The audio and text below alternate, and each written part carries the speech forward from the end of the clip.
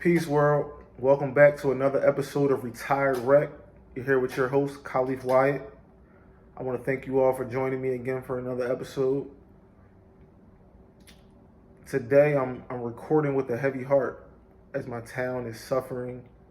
Some of my close friends are suffering. As we lost a little brother, a 15-year-old kid who hasn't even really experience life. It's a tough time for my town, a tough time for a few of my close friends, and it's really just it's an unfathomable situation and something that you don't even want to think about experiencing. Losing a younger son or a little brother or a big brother.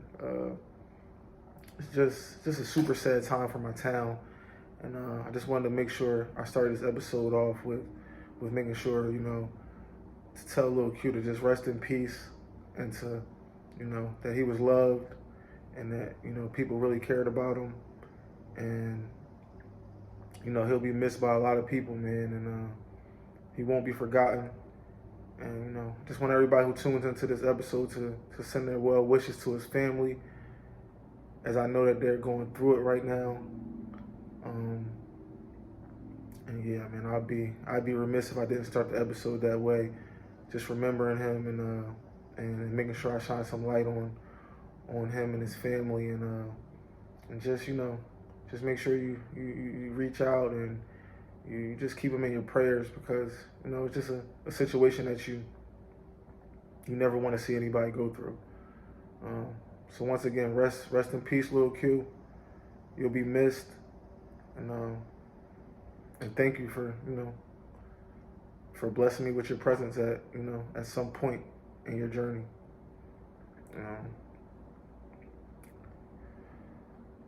But yeah, that's how I wanted to start today's episode. Today's going to be part 2. It's going to be the intro. It's going to be part 2 of the intro. On the first episode, we really just got into how we got here, how Retired Rec came about, how I went into a little bit of my journey, really just about the ending, and how I decided to retire and get into coaching, and but today I'm going to spend some time really taking you back through my career and give you a little more in depth on how I came about, how I came to retirement, and how how my transition has been. So my pro career started in 2013 with the Philadelphia 76ers. I went through training camp with them. I was blessed enough to play the entire preseason, and really live out a dream of having my name on the back of an NBA jersey, and stepping on multiple NBA courts, and that was a dream come true for me. Just when you start playing, that's the goal, man. That's the goal for majority of athletes who touch a basketball is to play in the NBA, and I was blessed enough to start my career with the Philadelphia 76ers, and they gave me an opportunity. Quick story about that. So I'm going to Summer League with the Sixers in Orlando, and I don't know where I'm penciled in on a depth chart. Probably looking back, probably the third or fourth shooting guard or something like that on the roster. And if you know anything about Summer League, it's a lot of guys that go to Summer League and they just don't play at all. So I think I might have been starting off in that boat when Summer League first started. So we get to Orlando, and Justin Holiday's on the roster, and this must be the summer that Drew Holiday is getting married. So he's one of the guards that's ahead of me. So he has to leave and go to his brother's wedding. So that's one shooting guard down. First practice, one of the first or second practices, Travis Leslie from Georgia, the freak athlete, he goes down with like a hamstring or a quad or something like that. I think he might have been done for the whole summer league. He was another guard ahead of me. He went down. Next thing you know, like 2 days down in Orlando, you look up and I'm the starting two guard at, down summer league. So that's just a an example of how just being prepared and how you never know how things are going to play out. How just be prepared, man. I ended up leading the summer league team in scoring, which ultimately led to them inviting me to vet camp and having the opportunity to really make the roster. So that was a cool experience, man. That was a dream come true. That's I played in the NBA, and I can say that. So that was definitely bucket list for me. It didn't turn out the way I wanted it to. Another thing about that situation, since I'm on the topic, so in summer league, so this was the year that Doug Collins was fired. This was the beginning of the process. This was the year that Doug Collins was fired. So during summer league, our assistant coaches were Aaron McKee. Well, the head coach was Michael Curry, and the assistant coach was Aaron McKee. And these are the guys who coached me in summer league. So those are the guys who really, they really got to see me, play and seeing in their mind they could see how I could potentially help a team. So fast forward to the end of summer league, the Sixers ended up bringing in Brett Brown, and Brett Brown didn't bring back any assistants. He cleaned house. It was like nobody from that summer league staff was there after, besides like the trainers and stuff like that. But nobody, no more Aaron McKee, no more Michael Curry.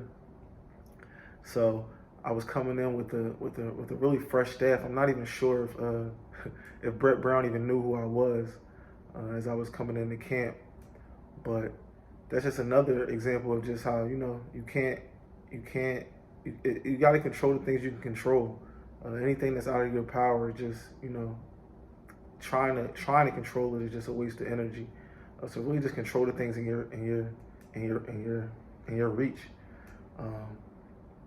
So they brought in Brett Brown. I went through the preseason. I think I played in we had 6 games. I probably played in 3 or 4 of them.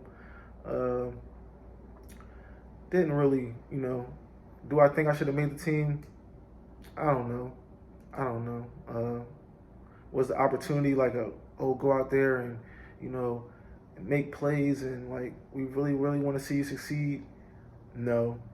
But it was a great experience, and like I said, it was a bucket list experience.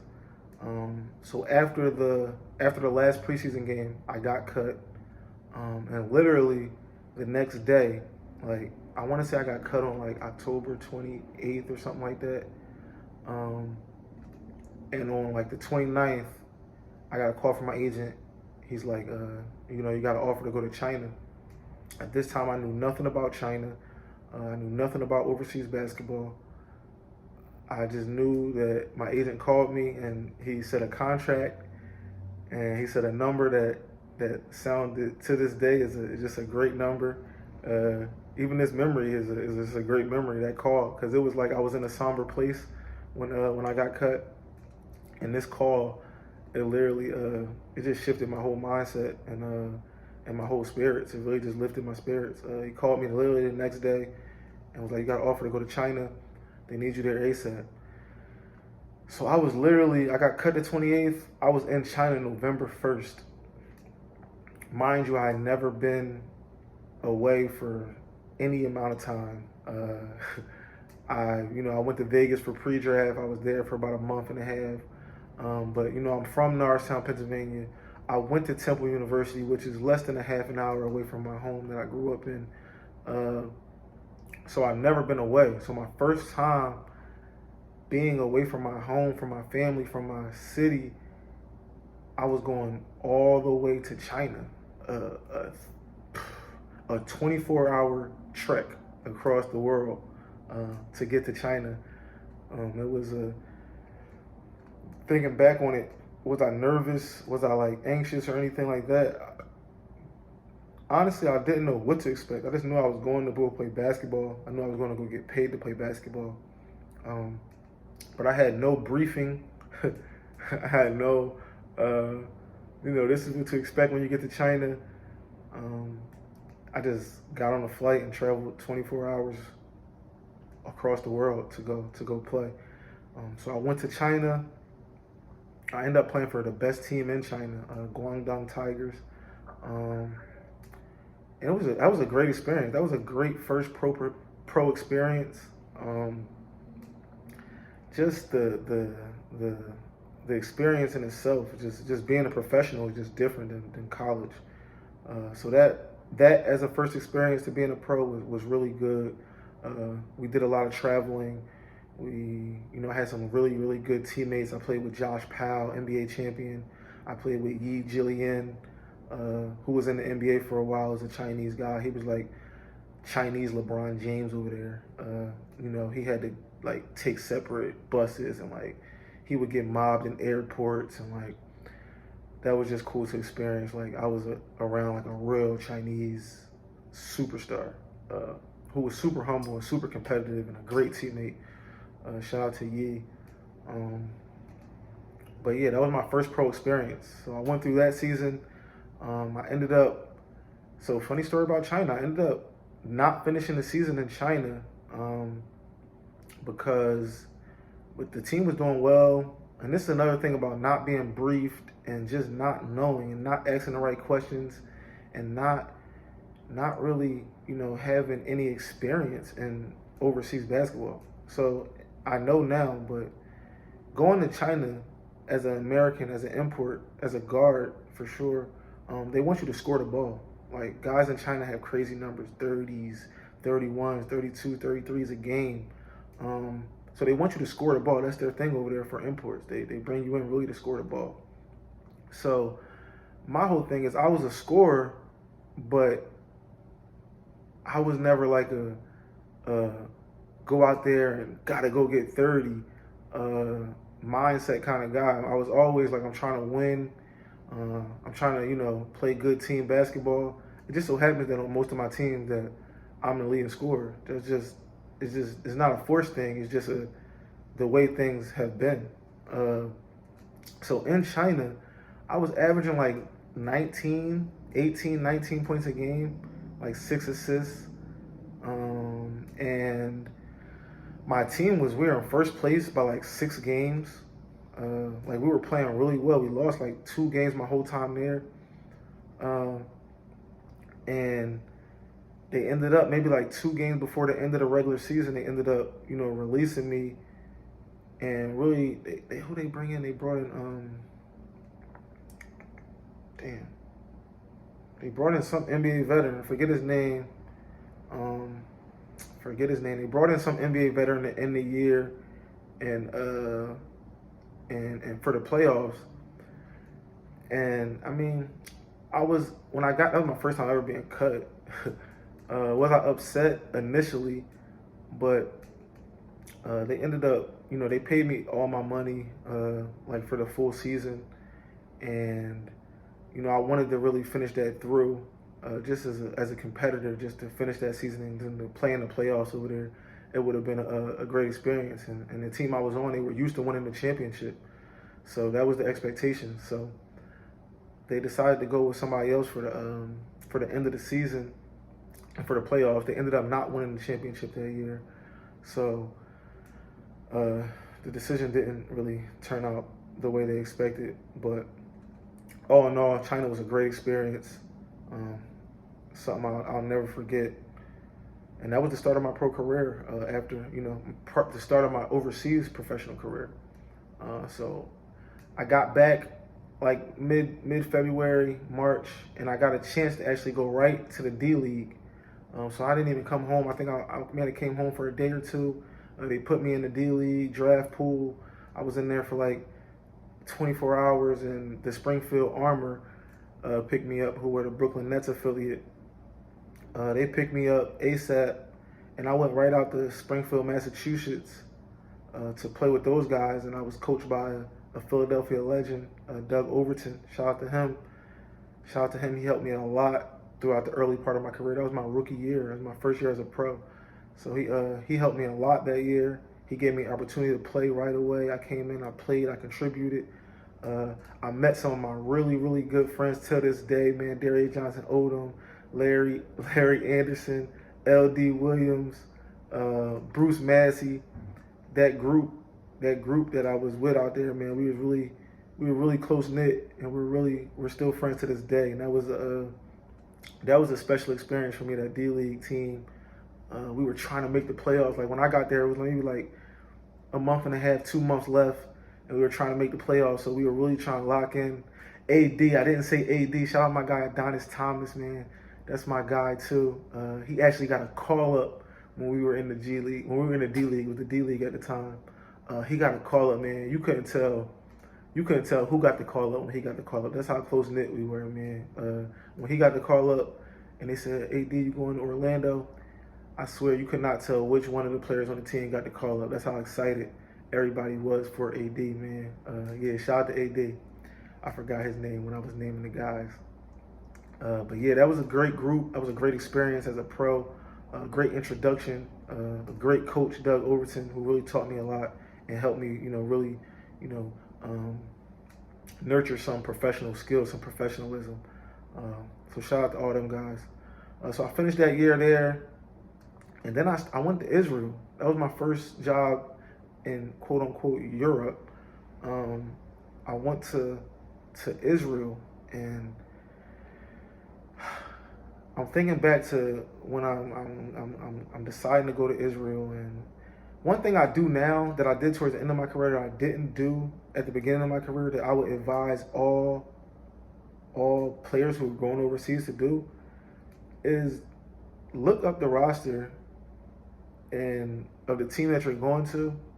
This is simple. It sounds simple, but when you're young, you don't even think about this. Look up the roster of the team that you're going to. Look up the player. Maybe you might know one, maybe you don't. Find them on social media, something. Find somebody who knows them. Get in contact with them and ask them how the situation was before you got there. Because now I'm thinking back, I went into China completely blind. I went into Israel my first year completely blind. No, nothing. I didn't know what to expect. I literally was just signing contracts, getting on flights, and going to go hoop. So I wouldn't advise that. Even though all of my situations in Israel were really good, literally all of my overseas experiences were really good, but I wouldn't advise just leaving just without talking to somebody who was there before. So definitely do that. But anyway, so I go to Israel.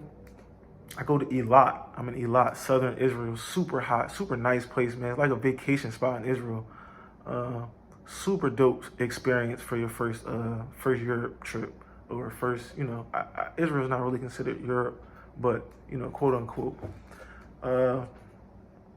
But yeah, it was smooth, man. It was good living. It was good eating. Shout out to Israel, man. Israel, I ended up being there for 5 years. And it was just a dope place to live, man. Super dope people. The basketball was good. The food was good. The people spoke English. It was just dope. It was just dope, man. I just kept coming back.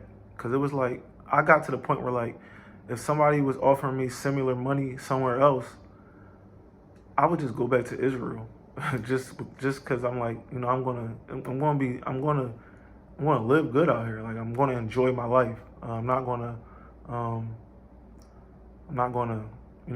this is gonna be a good experience. I'm gonna play good basketball, and I'm gonna be able to, I'm not gonna be freaking in -2-degree weather, or not be able to, eat the foods and stuff that I want to eat. So it was just a place that I became comfortable with. And looking back, probably early on, Israel is probably a destination spot. It's probably like a spot you want to go to in your career when you're like 32, 31, 33, 34, and go over there and play.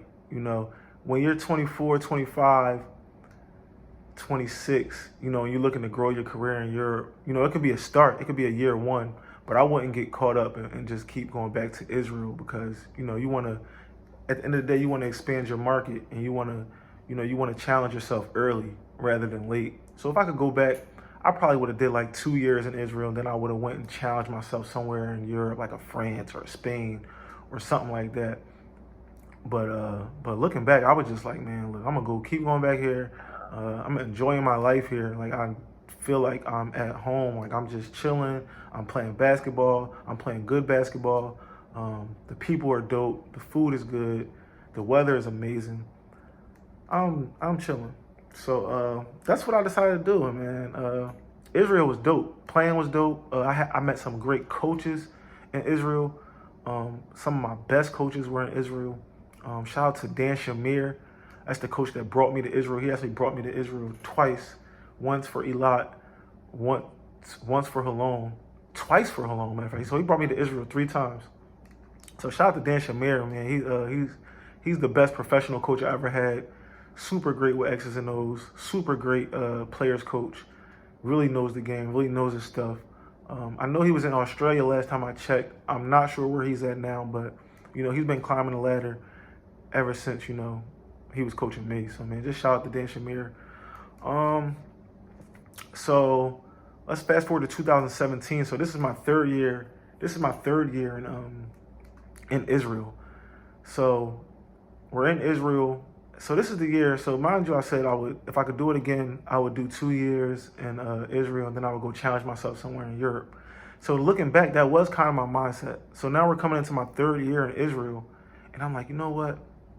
I played great my first 2 years. Now I'm coming back for my third year. I'm on a different team, a little bit more money, a little bit more exposure.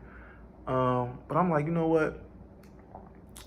This is not it. Like, I'm locking in, and I'm just going to show everybody in Israel and everybody in Europe in general that I'm a high level player, and that I can really play anywhere, and I can play at a high level anywhere. So that was my mindset heading into 2016-2017 season, which was my third professional year, my third year in Israel. And I'm going to go play for Dan Shamir, the coach who first brought me to Israel. We're on a good team. It's me, James Bell, who else was on that team? Darian Atkins. We had a really good team, man.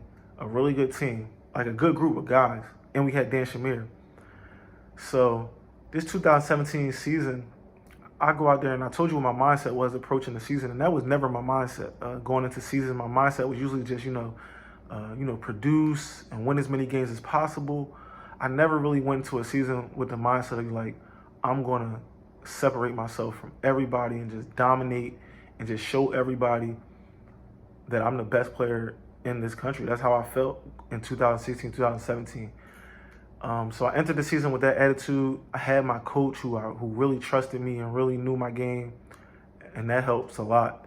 Guys who play know that having a coach that really trusts you and really understands you, it helps. So I had that. I had everything in place. My body was good. My body was feeling as best as it ever felt. So I go into that season, and I'm doing exactly what I want to do. I'm playing the best basketball that I've ever played. And I'm scoring, I'm assisting, I'm averaging like through the first 2 months of the season, I'm averaging like 20 and like 6. I'm leading the league in scoring, 6 assists, and our team is in first place. We done beat all the teams that's supposed to be at the top. We done beat them. Like, we were rolling. I'm rolling. The buzz is starting to get there. The buzz is like, okay, Khalif Wyatt. This is a different Khalif Wyatt. We've never seen this Khalif Wyatt before.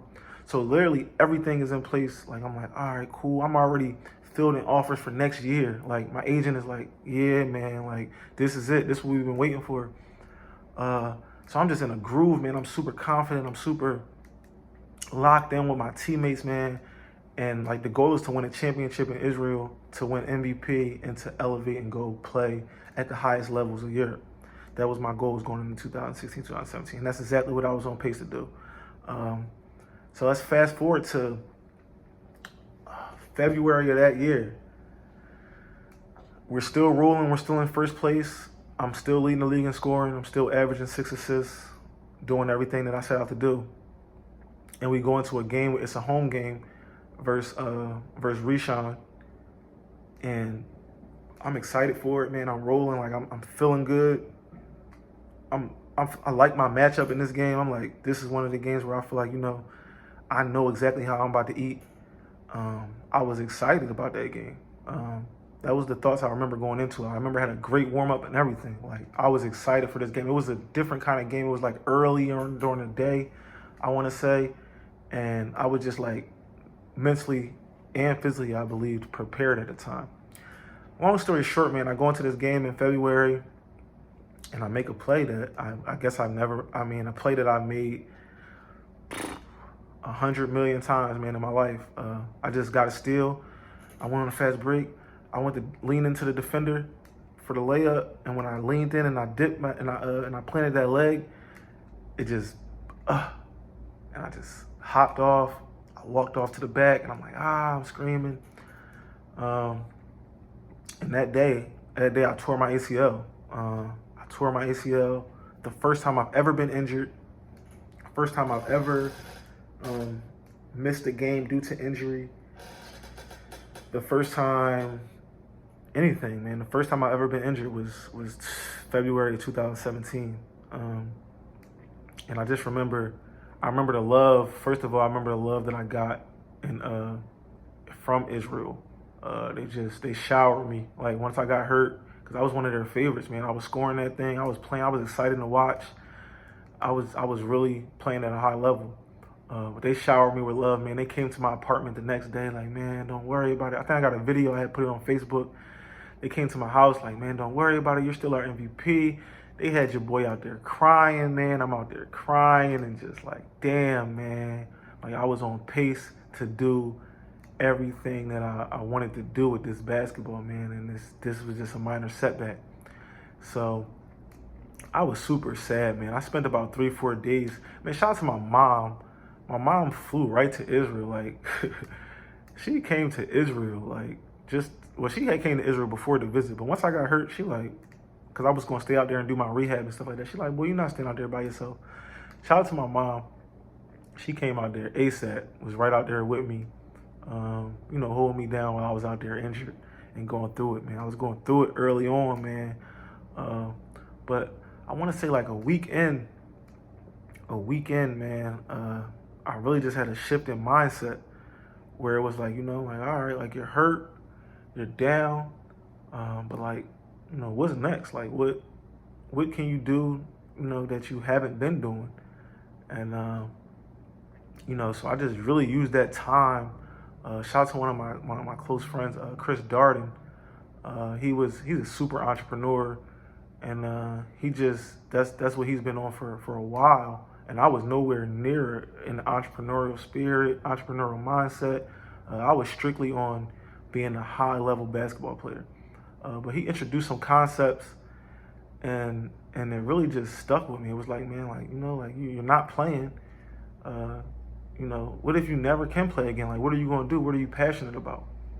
And I automatically in my head, when I think about what am I passionate about, I automatically think back to my first academic meeting with my academic advisor at Temple my freshman year, when you're trying to figure out your major and things like that.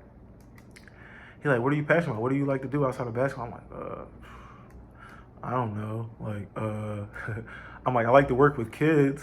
I like to work with kids. I want to help kids.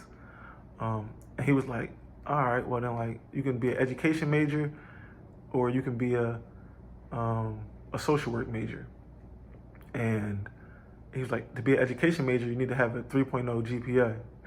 And I was like, oh, I'm gonna go social work. So that's how I ended up being a social work major. But I bring that up to say that even at 18, 19 years old, when I was meeting with the academic advisor, I knew that I wanted to help kids and that I wanted to teach. I just didn't know in what capacity.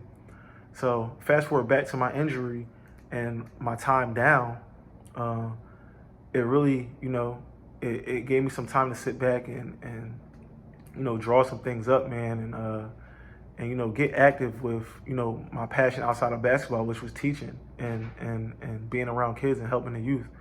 And in 2017 is when I started the company Marathon Sport, and we were doing sports apparel and camps and clinics. And the camps and clinics were my way of still being around the game, still teaching, still helping people. And I just put all my time and energy into that, man. I remember at the beginning, I was getting everybody to do these marathon mindset posts. Like, what does marathon mindset mean to you? And just tell me about your story. And I remember just DMing so many people and just wanting everybody to just hear what I had to say. I put my story out there, and I wanted everybody to just tell their story. And I remember just sending out so many DMs to the point where, I couldn't send DMs no more. Instagram was like, you know what, you can't send DMs no more. So I was really just consuming myself and like really trying to spread this message of the marathon mindset. A funny story about how the marathon mindset came about is it's an Instagram post back on my page. It's probably still up there. So this is 2017 where I'm telling this story. And in 2014, I'm a freshman. This is a post from 2014. And I'm a freshman. I'm a first year pro, I'm sorry. And the post is a picture. I'm in China when I made this post. It's a picture of me sitting on a bench my freshman year, and like how miserable I was my freshman year at Temple, not playing, not contributing, not feeling like I was a high level player. And it was a post that just said, it was a picture of me sitting on the bench, and it was like, like, mind you, I'm writing this post when I'm in China, playing professionally, getting paid, playing at a high level, feeling great about myself. I'm like, man, just keep going. And, this kid right here that's sitting on the bench, he never would have thought that he'd be playing professionally right now, getting paid, taking care of his family. And the captain said a lot of things, and at the end it just said marathon mindset. And from that, man, it just, once I scrolled back on my Instagram and, we did some research, and that was it right there, man. I'm like, that's what you're about. That's what your makeup is. At every single level, you bounce back from adversity. And not even thinking about, this was my first real bit of adversity as a pro, this injury. But at every level, I bounced back from adversity. My sophomore year, I was the best player on my high school team, and I got cut for no reason. Like, I was playing, leading the team in scoring, and I got cut. I didn't play another game of varsity my senior season. My sophomore season, after leading the team and scoring for the first 4 games, which is unheard of. Just talking about it gets me frustrated. Then my freshman year, I go to Temple and I don't play at all. I'm super frustrated. I want to transfer. I decided to thug it out, but I ended up having a great career at Temple. Sophomore year, I went right into 6th man of the year. Junior year, 2nd team All-Atlantic 10. And then by the time I was a senior in college, I was Atlantic 10 player of the year, Big 5 player of the year, leading scorer in the conference. So at every level, I dealt with some adversity, and I had to overcome it. And this was my adversity as a pro, happened to be injury. So looking back at that post, it really motivated me just to be like, this is what you do. This is who you are. You bounce back. You bounce back. You come back every single time. And you come back better every single time. Every time. So that post really motivated and sparked a mindset within myself, an entrepreneurial mindset, as well as just my story is bigger than just me mindset. I just wanted to get my story out there and get how I felt about things out there. And, my way of doing that with these camps and clinics and really getting in front of a lot of kids and just telling them what it really means to be, a high level player and a high level person. And that's what I spent doing that whole time I was injured, as well as I was rehabbing and I was hosting camps and clinics and selling merch and just pushing my message. And that kept me busy, and it kept me fresh mentally. It didn't let me get into a dark place that you can get into when the game is taken away from you and you're injured. So that was the first real, my first introduction into, entrepreneurship and just doing something outside of basketball, finding something that I enjoyed to do outside of basketball. That was the first time I did that in 2017. So from there, I came back. I played professionally again. I came back to Israel, played well. From that first injury, I came back to playing Israel. I went to play in France. I played in the Philippines. I played in Romania. I came back from that first ACL, and I'm skipping the second ACL. I'm skipping the second ACL. So in 17 I tore my ACL, and in 20 I tore my ACL. Uh, and I came back again. I came back and went to the Philippines. I came back and went to France. Um, I came back and went to Romania from that second ACL. And I was playing at a high level again, but it was just different. I had a different mindset. I knew that basketball wasn't forever. I knew that, I could do things outside of basketball. I knew at that point, after my second ACL and I was coming back, I knew at that point that basketball was a tool now. It was no longer, I was no longer approaching it like I was approaching it pre first ACL injury, when I was like, when I really want to be the best basketball player in the world, and like I want to show everybody that I'm the best. After the second ACL, it kind of shifted my mindset to like, come back, because I want to prove it to myself that I can come back. First of all, I want to prove it to myself that I'm not quitting because I got injured, and that I can't come back from an injury, because that's not who I am. So first of all, I want to prove to myself that I can come back. That's why I even played again after my second ACL, because when it first happened, I was like, oh, I'm done. It's cool. Like, all right, I'm going to go into do whatever I'm doing post playing, and just really switch gears. That's what I want to do in 2020. But something clicked in me like, you know what? That's not who you are. I mean, you're not a quitter. And I made sure that I came back from that injury as well. And I went on to play in the Philippines and France and Romania. And I was back playing. Like, I was playing at a high level. I wasn't playing at the highest level as far as performance-wise. But I was a bucket still. And to this day, retired wreck shit. I'm still a bucket. That's a fact. But I say that to say, that was my journey to retiring and to becoming, stepping into life after basketball, which for me is coaching, which for me is still hosting camps and clinics, which for me is still, doing this and telling my story and sharing other people's stories.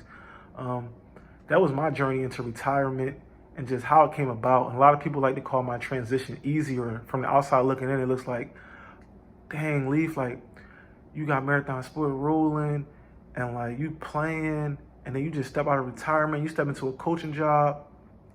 That's how a lot of people view my story from the outside looking in. And man, like, from the inside looking out, it's like, man, to get to that point where it looks easy, where it looks like I'm flowing and things are, in order, and I got some flow and I got some rhythm. To get to that point, man, it was treacherous, man. I had to go through a lot, and I was in a lot of dark places, and I went through a lot, man, just with mentally, and my body, and just my confidence in my game and in my body was just low at times, man. And I was able to build it back up, and I'm proud of myself for that. I'm proud of myself for building it back up, and staying positive and not quitting, man, not folding. Because, it's an option. When you got a chance to fold, or you got a chance to hold your cards, man, it is an option to fold and just stay in that dark place and to never come out of it. But, man, I'm super proud of myself that I fought through those dark times, man. And that's really what you're going to have to do, in this journey, in this transformation from active player to retirement. It's going to be some dark times. It's going to be some times where you're doubting yourself. It's going to be some times where you don't feel as confident as you once did. And you just got to keep going. You have to keep going. And that's really my message for today, man. Just keep going. This was a little long, but I hope you guys enjoyed this, man. I enjoyed sharing this with you guys.